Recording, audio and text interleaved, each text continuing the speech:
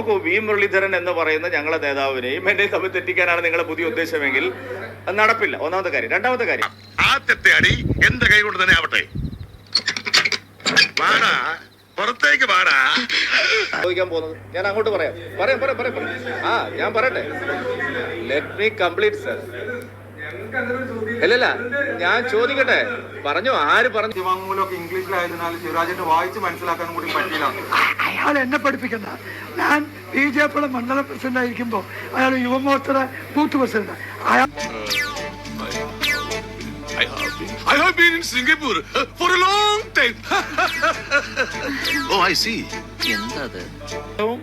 ഈ തെരഞ്ഞെടുപ്പിൽ അദ്ദേഹത്തിന്റെ പ്രായം അവഗണിച്ചുകൊണ്ട് ഈ പ്രചരണത്തിലൊക്കെ ഉണ്ടായിരുന്നു. അയാൾ എന്നെ ഒന്നും പഠിപ്പിക്കണ്ട. അയാൾ എന്ത് പറയുന്നത് എനിക്കറിയില്ല. രഘുനാഥിന്റെ ബൂത്തിന്റെ കാര്യം നോക്കിയാൽ മതി. ഞങ്ങൾക്ക് ഞങ്ങളുടെ ബൂത്തില്, എന്റെ ബൂത്തില് 880. എൻ ശിവരാജന്റെ വിമർശനത്തോട് തൽക്കാലം പ്രതികരിക്കുന്നില്ല എന്നായിരുന്നു P രഘുനാഥിന്റെ മറുപടി. അങ്ങനെ രാജിവെക്കേണ്ട കാര്യമില്ല എന്നുള്ളത് തന്നെയാണ് കേരളത്തിലെ മുഴുവൻ പാർട്ടി പ്രവർത്തകരുടെയും അഭിപ്രായം. 22 വോട്ട് പോൾ ചെയ്തപ്പോ 666 വോട്ട് എന്റെ പാർട്ടിക്കാണ്. കണക്കൂട്ടറിയാൻ പറ്റട്ടാ എത്രയായി? വോട്ട് കുറഞ്ഞതിന് ഇങ്ങനെയൊന്നും അഭ്യൂഹങ്ങൾ മാധ്യമങ്ങൾ സൃഷ്ടിക്കേണ്ട കാര്യമില്ല. പാർട്ടിക്കുള്ളിൽ ഒരു പ്രശ്നമില്ല. അങ്ങനെ പറയുമെന്നുള്ള ഒരു വിശ്വാസം എനിക്കില്ല. കാരണം അദ്ദേഹം പറ്റുമോ അയാളുടെ ബൂത്തിൽ പറ്റുമോ? അയാളുടെ ഉത്തരവാദിത്തല്ലേ ഇത് ചലിപ്പിക്കുന്നത്. അയാൾക്ക് അത് പറ്റിയില്ലെങ്കിൽ സാധനം രാജിവെക്കണം. You know, Mr. Narayan, how deeply they are loving. ദൈവമേ, മൂർഖനെയാണല്ലോ ചവിട്ടിയത്. That's why, in fact, I took my decision to arrange the marriage at the earliest. Is it വാശിയ ചില നിരീക്ഷകന്മാർക്കും ചില ഓൺലൈൻ ചാനലിലൊക്കെ അവർ കോൺഗ്രസിന് വേണ്ടി പരസ്യമായിട്ട് ഇറങ്ങുക, എൻ്റെ പ്രിയ അനിയൻ വിജയിച്ചു, പക്ഷെ സഹോദരി വിജയിച്ചില്ല. അയാൾ ആരുടെ കൂടെയാണ്? ആ വാകേറി പ്രസംഗിക്കുന്നവനാണ് വാസു. അവനെ പിടിച്ച് സാറ് 10 തൊടി കൊടുത്താലും അവൻ വാസു ആണെന്ന് സമ്മതിക്കില്ല. കള്ളനാ സാർ, പേരും കള്ളനാ. അല്ലല്ല, നിങ്ങൾ പറയാൻ സമ്മതിക്കുന്നില്ലെങ്കിൽ പിന്നെ എന്ത് ചെയ്യാൻ? എന്നെ നിങ്ങൾ പറയാൻ അനുവദിക്കും. എല്ലാ തെരഞ്ഞെടുപ്പുകളിലും സ്ഥാനാർത്ഥി നിർണയത്തിന് നിയതമായ ഒരു രീതി ഞങ്ങൾക്കുണ്ട്. ഇത്തവണയും അത് തന്നെയാണ് എല്ലായിടത്തും സംഭവിച്ചത്. ഉദാഹരണം,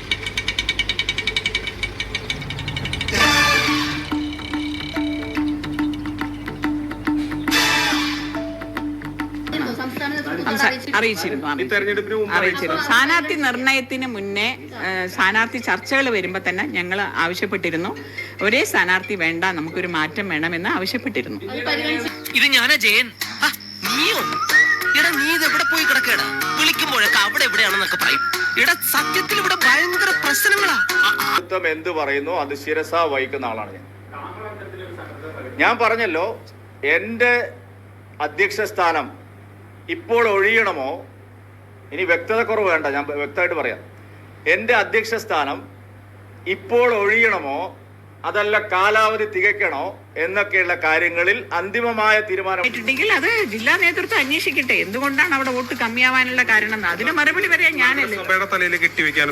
അത് അങ്ങനെയാണല്ലോ, നഗരസഭയുടെ തലയിൽ കെട്ടിവെക്കാനൊന്നുമില്ല. 29. സർ, ഞാൻ അതും കേട്ടിട്ടുണ്ട്. അല്ലല്ല, നിങ്ങൾ പറഞ്ഞതല്ല ഞാൻ ഇപ്പോഴല്ലേ ഇപ്പൊ പറഞ്ഞല്ലേ. ശരി, ഞാൻ പറഞ്ഞതല്ല. കഴിഞ്ഞ 3 ദിവസമായി നടക്കുന്ന പ്രചാര വേലയെ കുറിച്ചാണ് ഞാൻ പറയുന്നത്. ശരി, ഇനി ആരെങ്കിലും പറഞ്ഞിട്ടുണ്ടെങ്കിൽ അതും പരിശോധിക്കും. എനിക്ക് തന്നെയല്ല ഉത്തരവാദിത്വം. ശ്രീ വി മുരളീധരൻജിക്ക് മഹാരാഷ്ട്രയിലായിരുന്നു ചുമതല. 2 ദിവസം അദ്ദേഹത്തിന് ലഭിച്ചത് തന്നെ സെൻട്രൽ പാർട്ടിയുടെ അനുമതി വാങ്ങിയിട്ടാണ്. അദ്ദേഹത്തിന് പൂർണ്ണമായിട്ടുള്ള ഒരു റീജിയന്റെ ചുമതലയായിരുന്നു, ചെന്നിത്തലയെ പോലെയല്ല. അദ്ദേഹത്തിന് സമ്പൂർണമായിട്ട് ഒരു മേഖലയുടെ പ്രത്യേക ചുമതലയായിരുന്നു. അപ്പൊ അദ്ദേഹത്തിന്റെ 2 ദിവസത്തെ ഡേറ്റ് കിട്ടിയത് തന്നെ അദ്ദേഹത്തിന് സെൻട്രൽ പാർട്ടിയോട് ഞങ്ങൾ ചോദിച്ചിട്ടാണ്. കാരണം അദ്ദേഹത്തിന് പാർട്ടി ഏൽപ്പിച്ച ദൗത്യം മഹാരാഷ്ട്രയിലെയാണ്.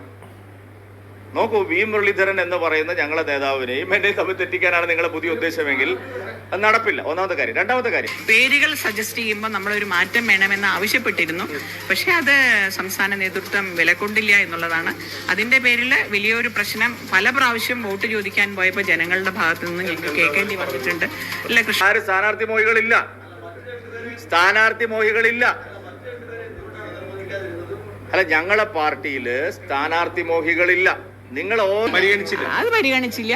പക്ഷേ സ്ഥാനാർത്ഥി നിർണയം കഴിഞ്ഞു. ശ്രീ കൃഷ്ണകുമാർ തന്നെയാണ് സ്ഥാനാർത്ഥി എന്ന് അറിഞ്ഞു. ശ്രീ കൃഷ്ണകുമാറിന്റെ കൂടെ ഈ 28 കൗണ്ട്. ഞാൻ അതിന്റെ എല്ലാ വിശദാംശങ്ങളും പറഞ്ഞു. ഇനി നിങ്ങൾ വീണ്ടും വീണ്ടും ചോദിക്കേണ്ട ഉദ്ദേശം പറയും. ഇല്ല, ഞാൻ അല്ല ഇത്രയും വേണത്തിന്. പാലക്കാട് സ്ഥാനാർത്ഥി നിർണയത്തിന് ഞങ്ങളെ പാർട്ടിയുടെ കോർ കമ്മിറ്റി ചുമതലപ്പെടുത്തിയത് ബഹുമാന്യനായിട്ടുള്ള മുൻ സംസ്ഥാന അധ്യക്ഷൻ ശ്രീ കുമ്മനം രാജശേഖരന്. അച്ഛൻ മുങ്ങിയാലോ? അച്ഛൻ തെറ്റൊന്നും ചെയ്തിട്ടില്ലല്ലോ. അച്ഛൻ അവിടെ നിൽക്കും.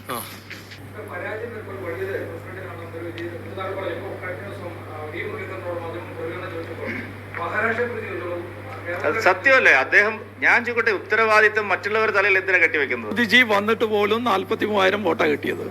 ഇപ്പോൾ ഞങ്ങൾക്ക് 40,000-ഓളം വോട്ടുണ്ട്. 1.5%. അങ്ങനെയല്ല പറയട്ടെ. അങ്ങനെയല്ല. എന്റെ വിധി. നീ സമാധാനമായിട്ടിരിക്കും. നമ്മുടെ വോട്ടർ നിഷ്പക്ഷമതികൾ എന്ന് പറയുന്നവർ, കോൺഗ്രസിന് വേണ്ടി വാദിക്കുന്നവരൊക്കെ അതിന് വേണ്ടിയിട്ട് രംഗത്ത് വന്നു. രണ്ട് അഭിപ്രായങ്ങൾ എപ്പോഴും സമൂഹത്തിലുണ്ട്. ഒന്ന്, ചില ആളുകൾ വിചാരിക്കുന്നത് നമ്മൾ BJP കോൺഗ്രസുമായി സഹകരിച്ച് കേരളത്തിൽ പ്രവർത്തിക്കണം. ചില ആൾക്കാർക്ക് പ്രസ്താവനകളെല്ലാം പരിശോധിക്കും, ഒരു സംശയമില്ല. പറയട്ടെ, ഞാൻ അതല്ലാതെ ഇപ്പൊ എനിക്ക് എന്ത് ചെയ്യും? ഞാനിവിടെ ഇരുന്ന് ഇപ്പൊ എന്ത് ചെയ്യും? പരസ്യ പ്രസ്താവനകൾ ആര് നടത്തിയിട്ടുണ്ടോ അതെല്ലാം പരിശോധിക്കും. ഒന്നാമത്തെ കാര്യം. Convenient and comfortable for you. രണ്ടാമത്തെ കാര്യം, നിങ്ങൾ കൊടകര കൊണ്ടുവന്നു. കൊടകരയിൽ എന്താ സംഭവിച്ചത്? ഇപ്പൊ എന്താ കൊടകരയിൽ ഉണ്ടായത്? ഒരാളെ അത് സംസ്ഥാന നേതൃത്വം, കേന്ദ്രമല്ലേ അത് തീരുമാനിക്കേണ്ടത്, നമ്മളല്ലല്ലോ. അപ്പോൾ നിങ്ങളുടെ സജഷൻസ് ഒന്നും ചെവി കൊണ്ടില്ല. ഒരു BJP പ്രസിഡന്റ് എന്നുള്ളതിൽ ഞാൻ എന്ത് മനസ്സിലാക്കണം? അയാൾ ആരുടെ കൂടെയാണ്? ഇപ്പൊ വേറെ ചില ആളുകൾ കോൺഗ്രസുമായി ചേർന്ന് BJP പോകണം, അതാണ് നിലപാട്.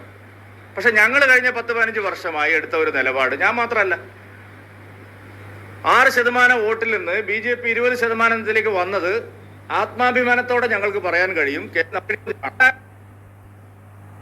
എന്താ തുടക്കം? സാറ് നിങ്ങളെ LDF-ന്റെ കഥ പറയണ്ട. അവർക്കൊരു എന്ത് ചിഹ്നത്തിലാണ് നിങ്ങൾ മത്സരിക്കുക?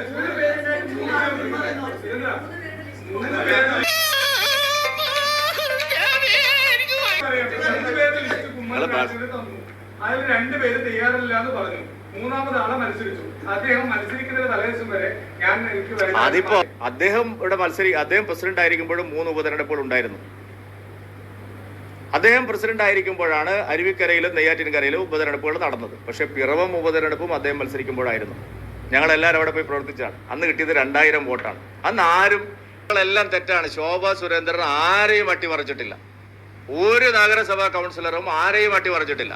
അങ്ങനെയുള്ള ഒരു പാർട്ടി അല്ല ഇത്. ശ്രീ V. മുരളീധരൻ രാജിവെക്കണമെന്ന് പറഞ്ഞിട്ടില്ല. കാരണം ഓരോ ഏതാ ഒരു കാര്യം ഞാൻ നിങ്ങളോട് പറയാ, സ്ഥാനത്ത് തുടരണമോ അതല്ല സ്ഥാനമൊഴിയണമോ എന്നൊക്കെയുള്ള തീരുമാനം കേന്ദ്ര നേതൃത്വം പോയി. ഇന്നിനി വയ്യ, നാളെ വന്നും ബാക്കി വാങ്ങിച്ചോളാം. ഓംലെറ്റും വേണമെന്ന് ചോദിച്ചാണെന്ന് ഒരെണ്ണം തന്നാലുണ്ടല്ലോ. ഓംലെറ്റാ നീ വരുന്നു.